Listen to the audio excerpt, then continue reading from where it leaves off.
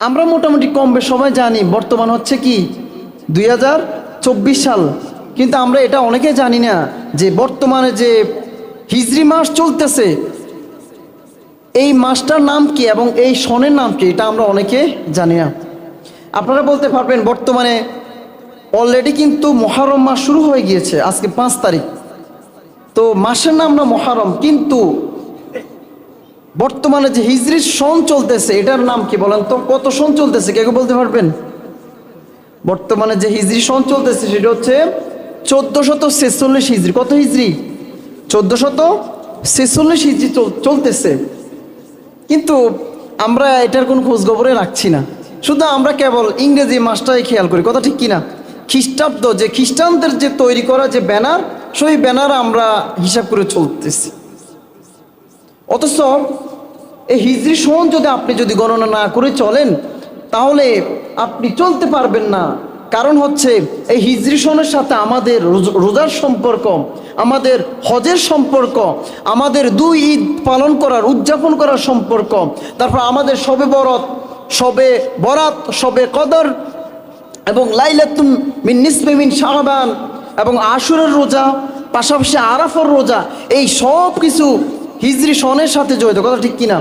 কিন্তু আমরা যদি হিজরি সন গণনা না করি, আমরা যদি খেয়াল না করি চলি, তাহলে আমরা কিভাবে চলবো বলেন? কিন্তু অতীব দুঃখের বিষয়, আমরা ইংরেজি সালকে যেভাবে গুরুত্ব দিই, আমরা আরবি মাসের নামও জানি না, এবং আজ আরবি সন কোন সন চলতেছে এই সনেরও আমরা কোনো খোঁজখবর রাখি না। সম্মানিত হাজরিন, এমনটি হইলে হবে না। তাহলে আমি আবার প্রশ্ন করি, বর্তমানে যে নববর্ষ চলতেছে হিজরি নববর্ষ, এই নববর্ষটা কত হিজরি চলতেছে বলেন? 1446 হিজরি। নতুন একটি বছর শুরু হয়ে গিয়েছে। সম্মানিত হাজরিন, এই যে আমরা বলি 2024 আমরা দ্বারা বুঝাই যে এটা হচ্ছে 2024 ইংরেজি সাল। ইংরেজি সাল বলতে কোনো কিছুই নেই। আপনি যদি ইতিহাস পর্যালোচনা করে দেখবেন এটা কোনো ইংরেজি সাল না, বরং এটা হচ্ছে খ্রিস্টানদের তৈরি একটা ক্যালেন্ডার। আপনার হযরত ঈসা আলাইহিস সালামকে যখন আল্লাহ তাআলা আকাশে উঠে নিয়েছেন, ওনারা তো বলেন যিশু খ্রিস্ট। কি বলে? যিশু খ্রিস্ট। এই যিশু খ্রিস্টের জন্মের দিন থেকে যিশু খ্রিস্টের জন্মের প্রায় 1600 বছর পর 1582 খ্রিস্টাব্দে পোপ অষ্টম গ্রেগরি তিনি জুলিয়ান ক্যালেন্ডারকে একটু রূপান্তর করে, একটু পরিবর্তন করে নতুন একটি ক্যালেন্ডার সংশোধন করেছেন, নতুন একটি ক্যালেন্ডার আবিষ্কার করেছেন, যার নাম দিয়েছেন গ্রেগরিয়ান ক্যালেন্ডার। নাম কি? Gregorian calendar. তো মূলত ওই যে যিশু খ্রিস্ট যেদিন দুনিয়াতে আসছে, মানে ঈসা আলাইহিস সালাম যেদিন দুনিয়াতে আসছে, ওই দিন থেকে 1 সাল ধরে, 1 খ্রিস্টাব্দ ধরে বর্তমানে আস্তে আস্তে এখন কত 2024 সাল পর্যন্ত এসেছে। অতএব এটা কোনো ইংরেজি সাল না, বরং এটা খ্রিস্টানদের একটা তৈরিকৃত, যে পোপ অষ্টম গ্রেগরি এটা তিনি আবিষ্কার করেছেন। ওনার দেওয়া ক্যালেন্ডার অনুযায়ী বর্তমানে সারা বিশ্ব চলতেছে। অতীব দুঃখের বিষয়, গুটি কয়েক মুসলিম কান্ট্রি ব্যতীত সারা বিশ্ব কেন জানি ইংরেজির হিসাব এমনভাবে রাখছে, খ্রিস্টানদের তৈরি করা তারিখ সাল যেভাবে ইয়াদ করছে, যেভাবে সংরক্ষণ করছে।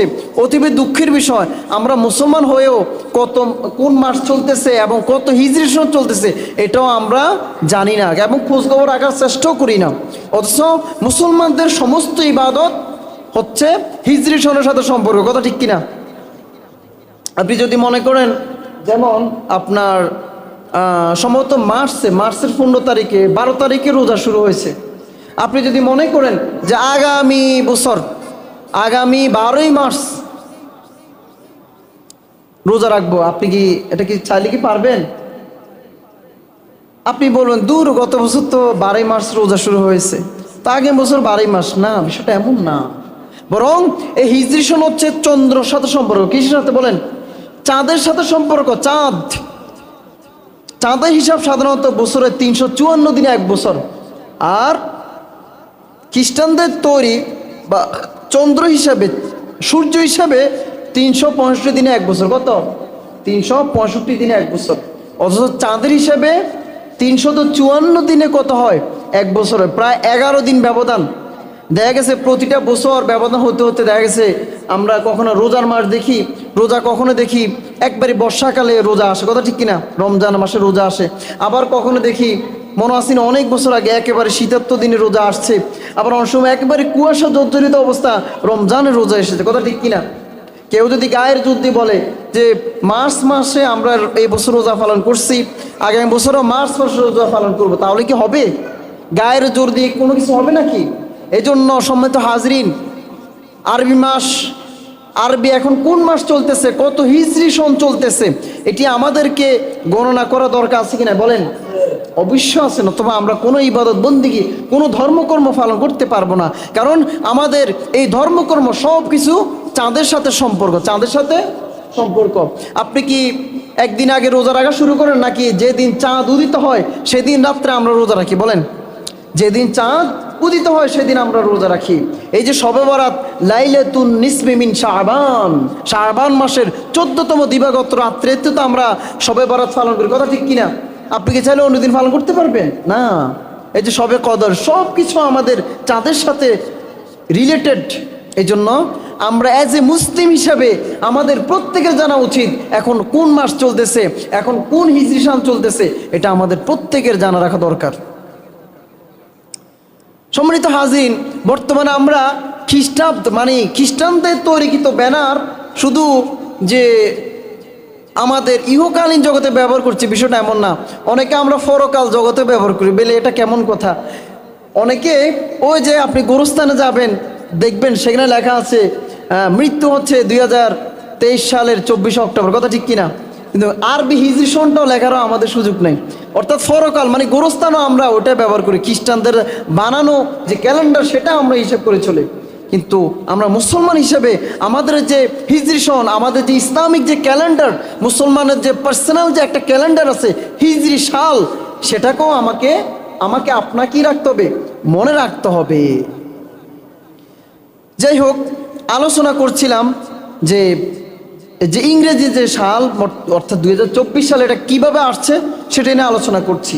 এখন আমরা আলোচনা করব এই যে হিজরি সাল, এই হিজরি সাল কিভাবে আসছে, এই পৃথিবীর জমিনে কোন সময় থেকে হিজরি সাল চলে আসছে। আমি আবারও বলি রাখছি, বর্তমানে যে হিজরি সাল চলতে সেটার নাম কি? 1446 হিজরি। যেমন না আমরা বলি না যে নবী করিম সাল্লাল্লাহু আলাইহি সাল্লাম আজ থেকে প্রায় 1450 বছর আগে বলেছেন। এটা হুজুরের ওলামায়ে আমরা ওয়াজ মাহফিলে বলে না? কিভাবে বলে? এই সাল থেকে এই সাল। বর্তমানে 1446 হিজরি চলতেছে, প্রায় 1450 বছর কি কাছাকাছি। সম্মানিত হাজরিন, এখন আলোচনা করব কিভাবে হিজরি সাল আসছে। নবী করিম সাল্লাল্লাহু আলাইহি ওয়াসাল্লামের জীবদ্দশায় আরবি কোনো সন ছিল না, বরং ওই যে বিভিন্ন ঘটনাকে কেন্দ্র করে আরবরা সাধারণত তাদের হিসাবগুলো গণনা করত। যে হজরত ইব্রাহিম আলাইহিস সালাতু আগুনের কুণ্ডলিতে অমুক সালে ইদান করছে, নিক্ষেপ করছে। ওই কুণ্ডলির নিক্ষেপ করার 5 বছর পর এই ঘটনা ঘটছে, 6 বছর পর বর্তমানে আমরা রানী আছি। এইভাবে আরবরা বিভিন্ন হস্তি বাহিনী, ওই যে হাতি বাহিনী, বাদশাহ আবরাহা যে মক্কা শরীফ ধ্বংস করার জন্য যে আসছিল, ওই সময়গুলোকে তারা হিসাব করে করে ওই সময়কে সাল ধরে তারা এভাবে হিসাবগুলো রাখতো। কিন্তু কালের আবর্তন বিবর্তনের কারণে তারা এগুলোকে আবার ভুলে যেত, আবার নতুন করে তারা সন গণনা করত। তো যাই হোক, তো নবী করিম সাল্লাল্লাহু আলাইহি ওয়াসাল্লাম জীবদ্দশায় কোনো আরবি হিজরি সন ছিল না।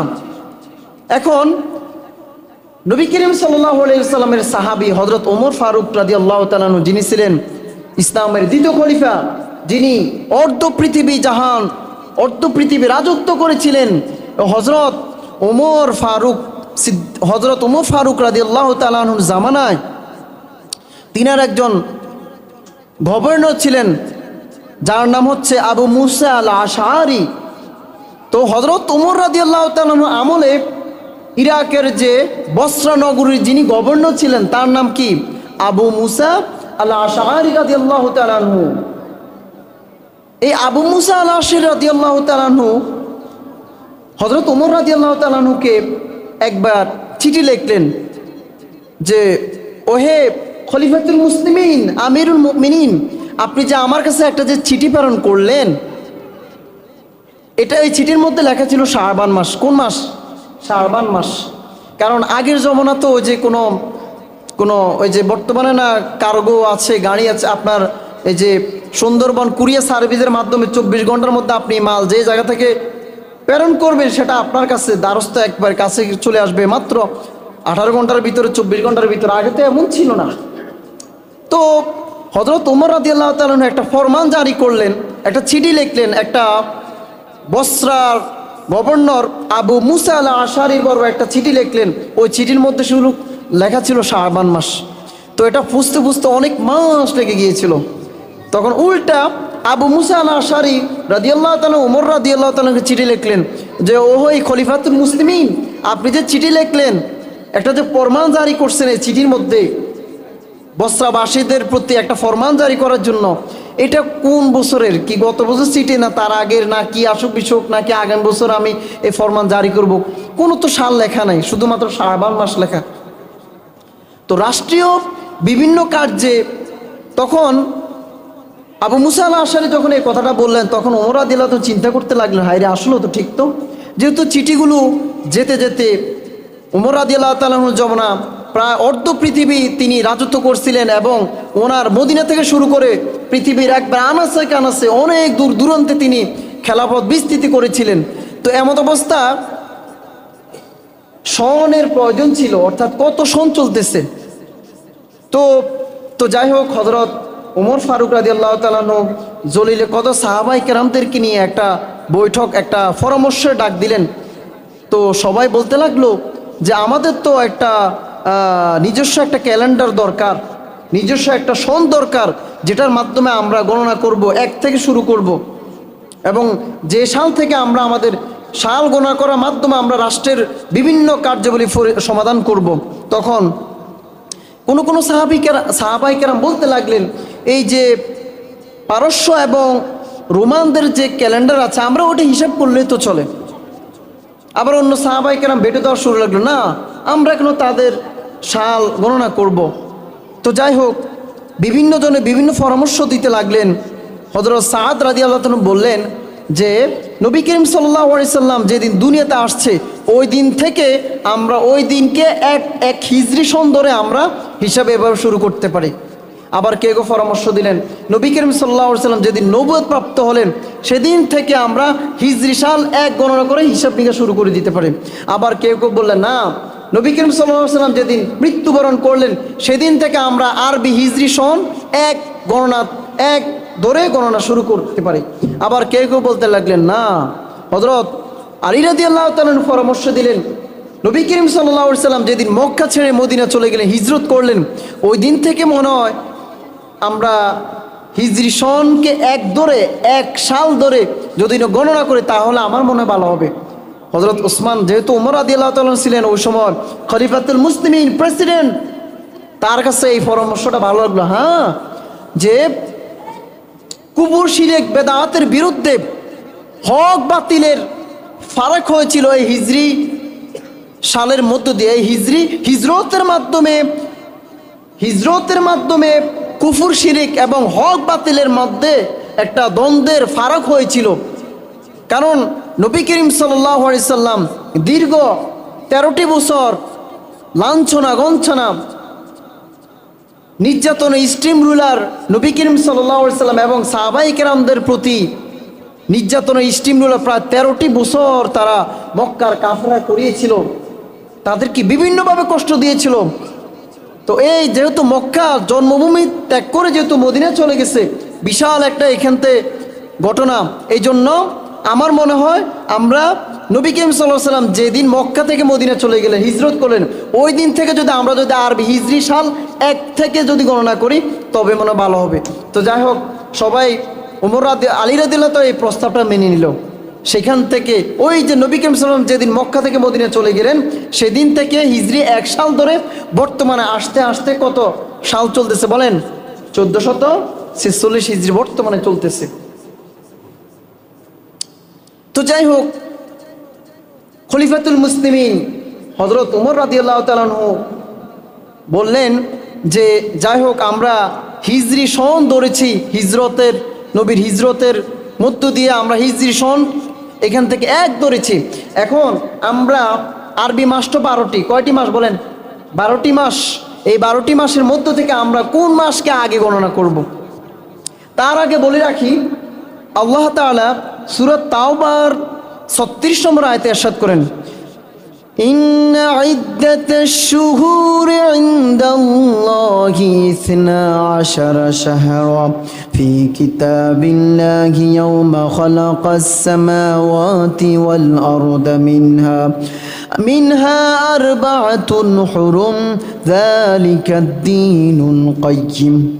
আল্লাহ তাআলা অত্র আয়াতে জানিয়ে দিচ্ছেন আমাদেরকে, আল্লাহ তাআলা যেদিন এই পৃথিবী, এই আকাশ জমিন যেদিন সৃষ্টি করেছেন, সেদিন তিনি আরবি 12টি মাস, সেদিন থেকে আল্লাহ তাআলা আরবি 12টি মাসের নাম সৃষ্টি করে রেখেছেন। অর্থাৎ মাস দিয়ে হবে 12টি। সেদিন যেদিন আল্লাহ তাআলা আসমান জমিন সৃষ্টি করছেন, ওই দিন থেকে আল্লাহ তাআলা এটা কি ডিক্লেয়ার দিয়ে দিয়েছেন। তো আরবি মাসের কী নাম হবে সেটা ওই যে আমি বলছিলাম গত জুমা, কোরআনে ব্যাখ্যা হচ্ছে হাদিস। নবী করিম সাল্লাল্লাহু আলাইহি ওয়াসাল্লাম বুখারী, মুসলিম, তিরমিজিতে তা আরবি 12টি মাসের নাম কি হবে সেটা তিনি ব্যক্ত করে দিয়েছেন। বলেন না সুবহানাল্লাহ। এই জন্য কেউ যদি বলে যে কোরআন মানবো হাদিস মানবো না, তা কি সম্ভব? সে কি চলতে পারবে? কোরআনে ব্যাখ্যা হচ্ছে কি হাদিস। তো যাই হোক, নবী করিম সাল্লাল্লাহু আলাইহি ওয়াসাল্লাম ওই 12টি মাসের নাম কি কি হবে এগুলো ব্যক্ত করলেন। এখন ওমর রাদিয়াল্লাহু তাআলা জানতে চাইলে সাহাবা অন্যান্য সাথীদের থেকে, অন্যান্য সাহাবায়ে কেরামদের থেকে, যেহেতু আরবি 12টি মাস, তো আমরা কোন মাস থেকে শুরু করব? তখন এক একজনে বলতে লাগলো যে রমজান মাস থেকে শুরু করা যাক। কেউ বলতে লাগলো যে নবী করিম সাল্লাল্লাহু আলাইহি ওয়াসাল্লাম যে 12ই রবিউল আউয়াল ইন্তেকাল করলেন, ওই ইন্তেকাল থেকে আমরা পহেলা মাস, প্রথম মাস গণনা করি। আবার কেউ কেউ বলতে লাগলেন যে জিল হজ, কারণ জিল হজে সবাই হজ করে, তাদের মাতৃভূমিতে তারা ফিরে যায়, নতুন একটি উদ্যমে তারা আবার জীবনযাপন শুরু করে। তো যাই হোক, ওমর রাদিয়াল্লাহু তাআলা আনহু এই পরামর্শটি ভালো লাগলো। তিনি চিন্তা করলেন যেহেতু জিল হজ মাসে মানুষ হজ করে তাদের বাড়ির মধ্যে ফিরে যায়, সুতরাং নতুন উদ্যমে যে শুরু হয়, জিল হজের শেষ হয়ে যেহেতু জিল হজে তারা বিভিন্ন আল্লাহ তাআলার বিধিবিধান পালন করে, অতএব আমরা তাহলে মুহররম থেকে মাস শুরু করি। কোন মাস থেকে? মুহররম থেকে। এই তখন থেকে ওই যে হযরত ওমর রাদিয়াল্লাহু তাআলা থেকে শুরু করে তিনি মুহররম মাসকে তিনি শুরু করলেন।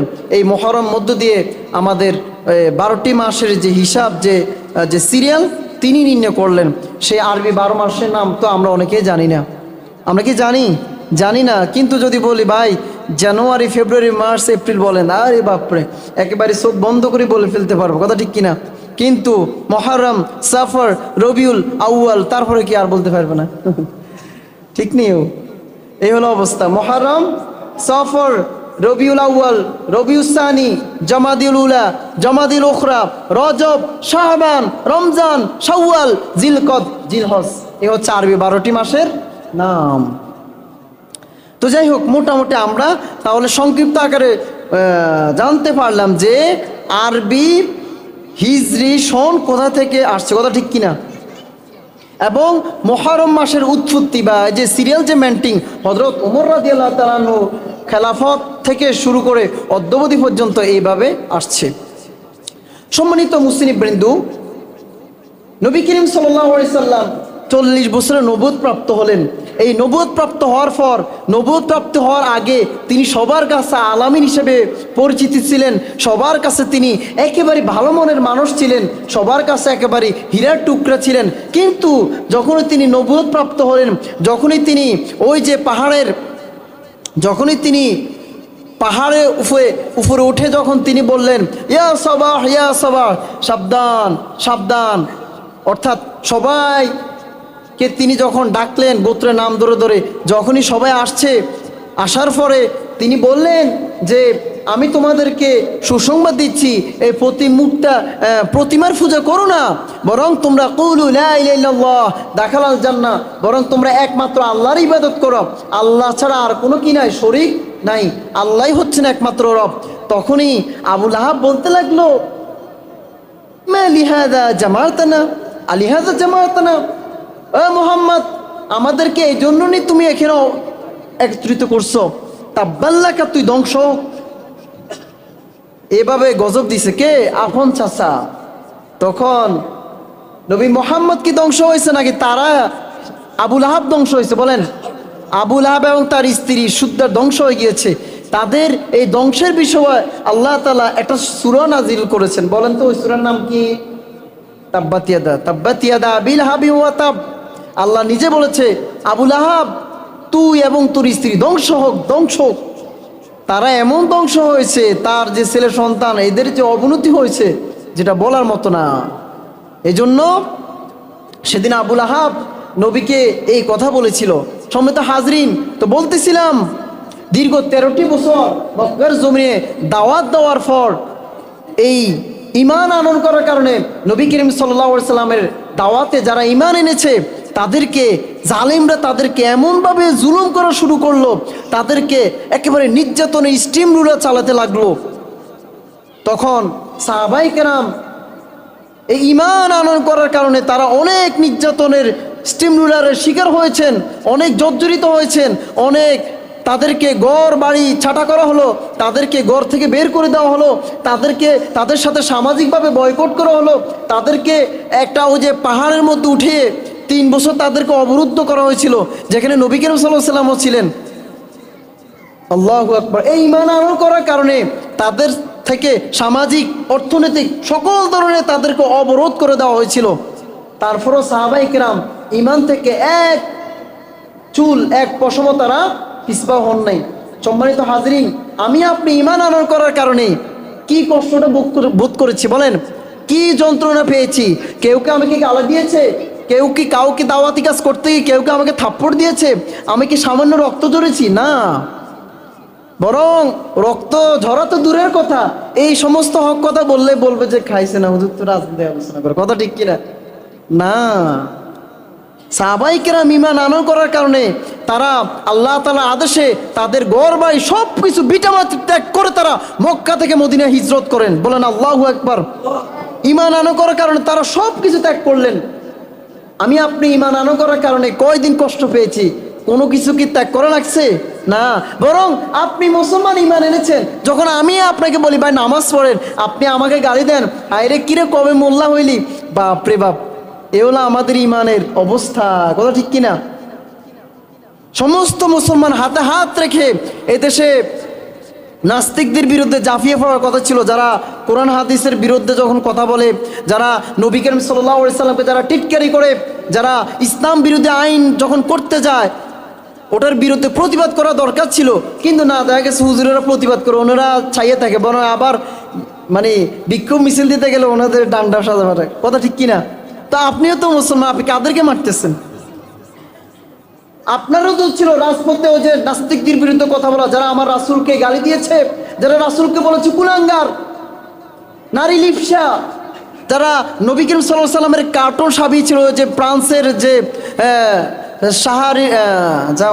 শাহরি হর্দ কি একটা পত্রিকার মধ্যে এই ফ্রান্স এমানুয়েল ম্যাক্রোর সময় বারবার নবী সাল্লাল্লাহু আলাইহি সাল্লামের কার্টুন ছাপিয়ে নবীকে ব্যঙ্গচিত্র করা হয়েছিল। কিন্তু না, আপনি তো কোনো প্রতিবাদে করেন নাই।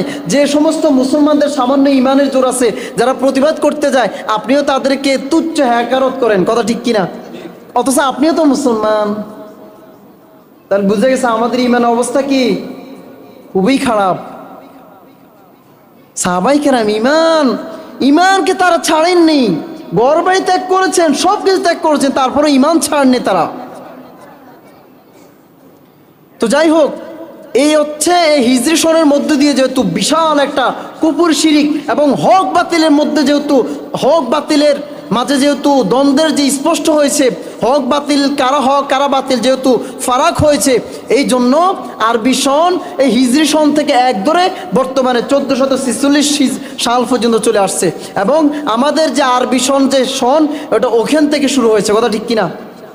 যাক, মোটামুটি আমরা জানতে পারলাম যে আরবি সন কোথা থেকে আসছে। এবং এই যে 2024 সাল ইংলেখি বা খ্রিস্টাব্দ লেখি, এটার প্রবর্তক কারা বলেন? খ্রিস্টানরা। কারা? খ্রিস্টানরা। এই যে আমরা লেখি খ্রিস্টাব্দ, এখানে দুইটা শব্দ। খ্রিস্ট মানে হচ্ছে যিশু খ্রিস্টের, যিশু প্রভুর জন্মের বছর। ওরা তো এটাকে প্রভু বলে, মানে আমাদের মুসা আলাইহিস সালাম ওনাকে আমরা বলি আমাদের পয়গম্বর, ওনারা কি বলে? প্রভু বলে। কারণ খ্রিস্টানরা 3 খোদায় বিশ্বাসী। কয় খোদা বলেন? 3 খোদা, আল্লাহ এবং যিশু খ্রিস্ট মানে ঈসা আলাইহিস সালাম এবং মরিয়মকে তারা কি করে? এরা পাবে তৃত্ববাদে বিশ্বাসী। কত বাদে? তৃত্ববাদে, মানে 3 খোদা তারা বিশ্বাসী। এই জন্য তারা কি পথভ্রষ্ট।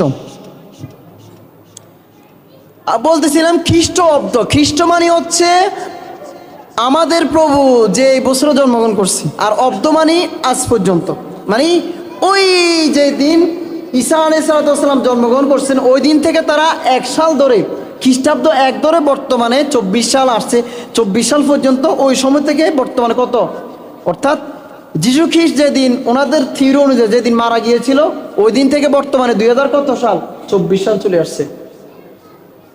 সম্মানিত হাজরিন, তো যাক বলতেছিলাম, এজন্য আমার যে কথাটা সেটি হচ্ছে আমরা যারা মুসলমান, আমরা যেহেতু মুসলমান, আমাদের প্রত্যেকের উচিত আরবি এখন কোন মাস চলতেছে, কত সাল চলতেছে, এটা মোটামুটি হিসাব রাখা।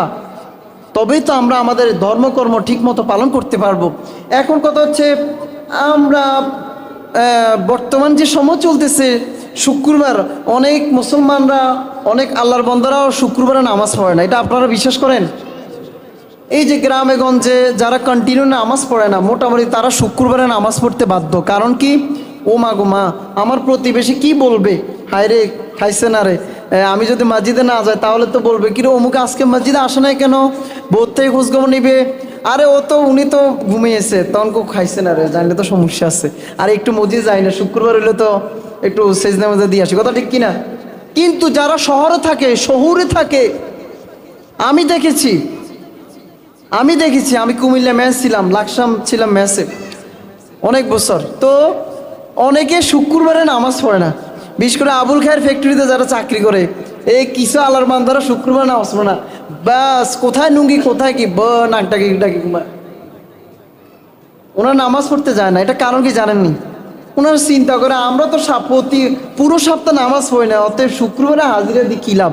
আচ্ছা, আমাদের এখানে কোনো আত্মীয় স্বজন না, কিছু নেই, দরজা বন্ধ করি, নাটক ড্রামা মুভি দেখবো, বাস আজকে ছুটির দিন একটু ঘুমাবো, আমাদেরকে তো আর কেউ বলবে না। কি বলবে? হ্যাঁ, আমরা তো বানাটিয়া, আমাদের কে কি বলবে, কথা ঠিক কিনা? এই থিওরি তাদেরকে শেষ করে দিচ্ছে। এই থিওরির কারণে কিছু বানাটিয়ারা, অসংখ্য বানাটিয়ারও নামাজ পড়ে না, জুমার নামাজও কি পড়ে না। অথচ নবী করিম সাল্লাল্লাহু আলাইহি ওয়াসাল্লাম বলেছেন যারা 1 জুমা 2 জুমা 3 জুমার অধিক নামাজ ত্যাগ করবে সে যেন মুসলমান থেকে কি হয়ে গেল, খারিজ হয়ে গেল, সে যেন কাফের হয়ে গেল। এখন আপনি মুসলমান হয়ে যদি আপনি ওই অমুক যে ব্যক্তি 3 জুমা নামাজ পড়তেছে না, আপনি কি তাকে কাফের বলতে পারবেন? আপনার দাঁত একবার ভেঙে ফেলবে, কথা ঠিক কিনা? এই বেটা তুই আমাকে এত বড় কথা বললি, কিন্তু আপনি তো হাদিসের ভাষায় কাফের হয়ে যায়, আপনি তো কাফের হয়ে গেলেন। এই জন্য যাই হোক, আমরা যেহেতু কোরআন হাদিস থেকে অনেক দূরে সরে গিয়েছি, এই জন্য আমাদের অধঃপতন কি হয়ে গেছে, শুরু হয়ে গিয়েছে। সারা বিশ্বে মুসলমান মার খাচ্ছে। বর্তমানে কালকে রাত্রেও নিউজ দেখলাম, সেই গাজা সিটিতে ইসরায়েলের যে নেতানিয়াহু ঘোষণা দিয়েছিল যে গাজা শহরের মধ্যে যত জনগণ আছে এটাকে জনগণ একবারই তাদের ঘরবাড়ি ছাড়া করে তারা যেন একেবারে দক্ষিণ অঞ্চলে চলে যায়, সমুদ্রের কাছাকাছি চলে যায়, তাদেরকে শেষ করে দিচ্ছে। হাসরের দিন তারা যদি আমাদের বিরুদ্ধে মামলা দায়ের করে কি জবাব দিব বলেন? আপনি তো ঘর বাড়ি নিয়ে, ছেলে সন্তান নিয়ে অনেক সুখে আছেন আলহামদুলিল্লাহ, তাদের অসংখ্য বিল্ডিং, অসংখ্য ঘর বাড়ি, কত চমৎকার শিশুগুলোকে, কত চমৎকার স্বামী স্ত্রী, কত সুন্দর সংসারগুলোকে তারা চোখের সামনে স্ত্রীদেরকে গুলি করে মেরে ফেলছে, তার বাচ্চাকে মেরে ফেলছে, ঘর বাড়ি ছাড়া করে দিয়েছে। তারা বলতেছে যে ঘর বাড়ি ধ্বংস করে দিয়েছে, সমস্যা নাই, আমরা এখানে কোনো রকম তাঁবু টেঙে থাকি, কারণ এটা আমাদের স্মৃতি, বাপদাদার স্মৃতি, আমরা ত্যাগ করব না। সেই ইসরায়েলের যে খ্রিস্টানগুলো, ইসরায়েলের যে ইহুদি যে সেনাবাহিনী, তারাও তাদেরকে ওই পরিত্যক্ত বাড়ির মধ্যে তাঁবু টাঙ্গিয়ে তারা থাকতে দিচ্ছে না। সেদিন আর বেশি দূরে না, তারা ওই যে গাজা শহর এবং বিভিন্ন শহরও এগুলো তারা তাদের দখলে নিয়ে যাবে। কথা ঠিক কিনা? তাদের আত্মনাদ, তাদের চিৎকার মনে হয় যেন আকাশ বাতাস কেঁপে উঠতেছে। কথা ঠিক কিনা? সম্মানিত হাজরিন, আমি আমার জায়গা থেকে যদি প্রতিবাদ না করি, লেখালেখি না করি, আমরা ইমানের দায় কিভাবে সারাবো? আমরা আমাদের যে দায়িত্ব, এই দায়িত্ব থেকে আমরা কিভাবে মুক্ত হবো বলেন? আমাদেরও তো দায়িত্ব আছে, আমরা তো তাদের দায় সারাতে পারি না। তারাও তো আমাদের মুসলমানদের জন্য আমরা কি করতেছি বলেন? তাদের খাবার নাই, দাবার নাই, পানি নাই, বিশুদ্ধ পানি পান করার মতো এটাও তারা ওই যে সেনাবাহিনীরা কেড়ে নিয়েছে। যা কেবলমাত্র পানি, এটাও কিন্তু কেড়ে নিয়েছে। তাদের ঘর বাড়ি সব শেষ করে দিয়েছে। তারপরেও তারা যেখানে সেখানে দেখতেছে নামাজ পড়তেছে।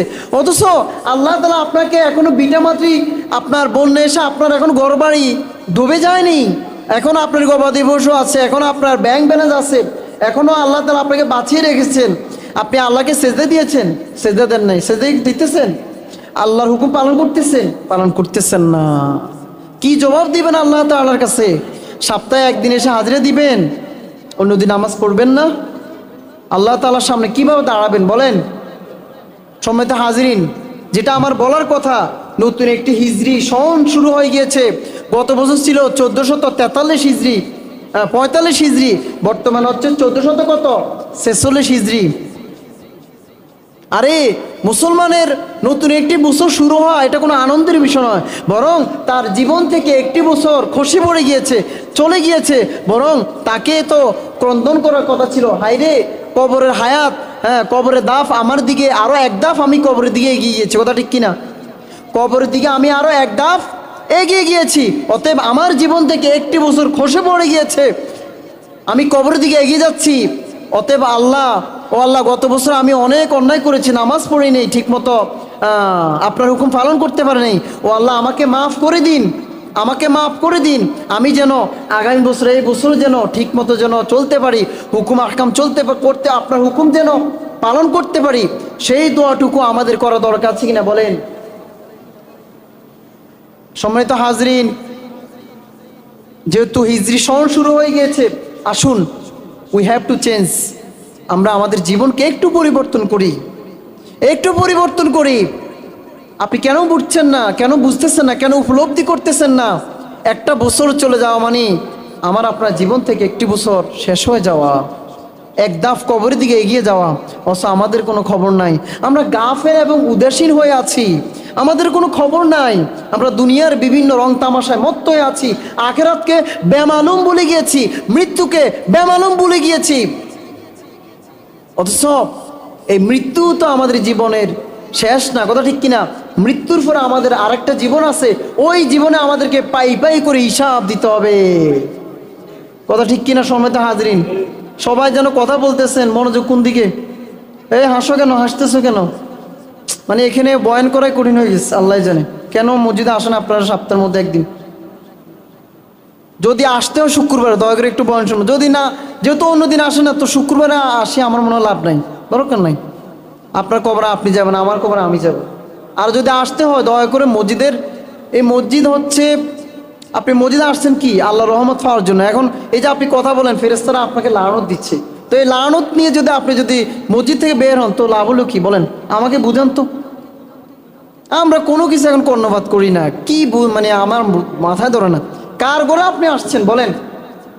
আপনি যদি চেয়ারম্যানের বাড়ি যান, ওখানে আপনি টু শব্দ করবেন না, মাগো চেয়ারম্যান সাহেব একটু কথা বললে যদি উনি যদি মন নষ্ট নেই, এই খামোশ চুপ নাকি কত ভদ্র ভাষা আপনি ঢুকেন। তা আপনি কার ঘরে ঢুকছেন বলেন? দুনিয়া সব কিছু বুঝেন, এটা বুঝেন না কেন? যাক, আল্লাহ তাআলা আমাদেরকে বুঝার তৌফিক দান করুক। যাক, আমি আলোচনা একেবারে শেষ পর্যায়ে চলে আসছি। এখন আলোচনা করব এই মুহররম মাসের একটা তারিখ আছে, বলেন তো? একটা দিন আছে, এই দিন খুবই নাম করা, বলেন সেই তারিখ কত তারিখ বলেন? 10 তারিখ। কয় তারিখ? মুহররমের 10 তারিখে বলা হয় আশুরা। কি বলা হয়? আশুরা। এই আশুরার অনেক ঘটনা ঘটেছে পৃথিবীর জমিনে।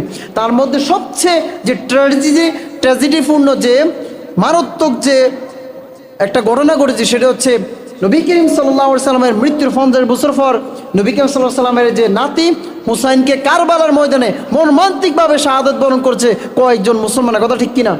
সেই ইয়াজিদের বাহিনী খুবই এটা আমাদের মুসলমানদের জন্য একটা ট্র্যাজেডিপূর্ণ ঘটনা। সম্মানিত হাজিরিন, এই ঘটনা আমরা আগামী সপ্তাহে ইনশাল্লাহ শেয়ার করব।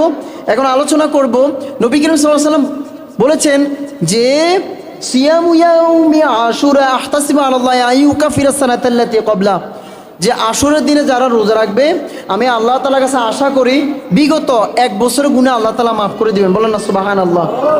সম্মানিত হাজিরিন, আগামী বুধবার হচ্ছে আশুরা 10 তারিখ। কয় তারিখ? 10 তারিখ। তো নবী করিম সাল্লাল্লাহু আলাইহি ওয়াসাল্লাম যখন মক্কা ছেড়ে যখন মদিনা গেলেন, ওখানে দেখলেন যে মদিনায় ইহুদিরা রোজা রাখে। তখন তিনি বললেন যে তোমরা কেন রোজা রাখো? তখন মদিনায় ইহুদিরা বলল, দেখুন এই দিনে আমাদের যে নবী মানে মুসা আলাইহিস সালাম ফেরাউনের কবল থেকে রক্ষা পেয়েছেন। অর্থাৎ আমরা যারা বনি ইসরাইল, আমরা ফেরাউনের কবল থেকে লোহিত সাগরে আমরা আল্লাহ তাআলা আমাদেরকে নাজাত দিয়েছে আর ফেরাউনকে ধ্বংস করেছে। এই শুকরিয়াতান আমাদের নবী রোজা রেখেছে, এই জন্য আমরা রোজা রেখেছি। তখন নবী কারীম সাল্লাল্লাহু আলাইহি ওয়াসাল্লাম বললেন, নাহনু আহাক্কু বিমূসা, আমি তো তোমাদের নবী মুসার থেকে বেশি হকদার। কারণ হচ্ছে একটা আমি পয়গম্বর শরীয়ত প্রণেতা, আরেকটা হচ্ছে নবী মুসা হচ্ছে আমার ভাই। অতএব সাহাবায়ে কেরামদেরকে তিনি নির্দেশ দিলেন যে আমি যদি আগামী বছর বাঁচি তাহলে আমি 2টা রোজা রাখবো। কয়টা রোজা? 2টা রোজা। এই জন্য তো নবী কারীম সাল্লাল্লাহু আলাইহি ওয়াসাল্লাম আগামী বছর আর বেঁচে ছিলেন না। তো যাই হোক, সমস্ত ফকিবিদ একমত যে আমরা যারা আশুর রোজা রাখবো আমরা যেন 2টা রোজা রাখি। কয়টা রোজা? 2টা। হয় 10 তারিখ 11 তারিখ, অথবা 9 তারিখ 10 তারিখ, হয় মঙ্গলবার বুধবার অথবা বুধবার বৃহস্পতিবার। কারণ কি? নবী কারীম সাল্লাল্লাহু আলাইহি ওয়াসাল্লাম বলেছেন যে ইহুদির ধর্মের সাথে আমাদের, যেহেতু ইহুদিরা একটা রোজা রাখে, যদি আমরা একটা রোজা রাখি তাহলে তো তাদের ধর্মের সাথে সাদৃশ্য হয়ে যাচ্ছে, মিলে যাচ্ছে। অতএব নবী সাল্লাল্লাহু আলাইহি ওয়াসাল্লাম বলছেন আগামী বছর যদি আমি বেঁচে থাকি তাহলে আমি 2টা রোজা রাখবো, হয় 9-10 নতুবা 10-11। কারণ আমরা হচ্ছে ইসলাম ধর্মের, আমাদের ধর্মটা হচ্ছে একটু অন্যরকম ধর্ম, এক্সক্লুসিভ ধর্ম। অতএব আমরা তো ইহুদিদেরকে মানি না, কথা ঠিক কিনা? এই জন্য সবাই আমরা আমার কথাগুলো যারা যে সমস্ত মা বোনরা আপনারা শুনছেন, অবশ্যই আপনারা আশুরের রোজা রাখবেন আগামী মঙ্গলবার বুধবার অথবা বুধবার বৃহস্পতিবার, এই 2 দিন রোজা রাখার চেষ্টা করবেন। যদি রোজা রাখে কি ফজিলত, আল্লাহ তাআলা বিগত এক বছরের সগীরা গুনাহ আল্লাহ তাআলা আমাদেরকে মাফ করে দিবেন। বলেন সুবহানাল্লাহ। সম্মানিত হাজিরিন, এই আশুরাকে কেন্দ্র করে শিয়ারা কি করে হাই হোসাইন হাই হোসাইন বলে, এই যে ছুরি নিয়ে তারা তাদের শরীরের মধ্যে এভাবে বুকের মধ্যে বিভিন্ন দেহের মধ্যে তারা ছুরি স্টেপ করতে থাকে, তারা ছুরি আঘাত করতে থাকে আর বলতে থাকে, এবং তারা বিভিন্ন তাজিয়া মিছিল বের করে, তারা শোকরীতি পালন করে। সম্মানিত হাজিরিন, এটার সাথে ইসলামের কোনো সম্পর্ক নাই। সাহাবায়ে কেরাম তাবে তাবিন, অর্থাৎ হাসান হুসাইনকে যেদিন শাহাদাত বরণ করছে তারপরে যে সাহাবায়ে কেরাম ছিলেন তাবে তাবিন তাবে উলামায়ে মুতাকাদ্দিম মুতাআখিরিন, পৃথিবীর ইতিহাসে কেউ করেন নাই। অতএব আমরাও ওই দিন কী করবো না, এই শোক তাজিয়া মিছিল বের করব না, হাই হুসাইন বলবো না। এবং ওই দিনে অনেকে বিশাল মিছিল নিয়ে বের হয়। তো যাই হোক, এই মিছিলের যে বিষয়টা সাহাবায়ে কেরাম এভাবে মিছিল নিয়ে বের হন নাই। যিনারা বের হন আমি বুঝি না ওনারা কেন বের হন। তো যাই হোক, মূল কথা হচ্ছে আমরা ওই দিনে রোজা রাখার চেষ্টা করবো। আল্লাহ তাআলা আমাদের সবাইকে আশুরার দিনে রোজা রাখার তৌফিক দান করুক। এবং হিজরি সনে যে ইতিহাস শেয়ার করলাম, বললাম আমরা যেন হিজরি সন যেন মাসটা যেন গণনা করে এবং মাসের নাম যেন গণনা করে আমরা যেন আমাদের ধর্মকর্ম যেন পালন করতে পারি, সেই আশা ব্যক্ত রেখে আমি আমার সংক্ষিপ্ত আলোচনা এখানে শেষ করলাম। ওয়া আখিরু দাওয়ানা আলহামদুলিল্লাহি রাব্বিল আলামিন। আসসালামু আলাইকুম ওয়া রাহমাতুল্লাহি ওয়া বারাকাতুহু।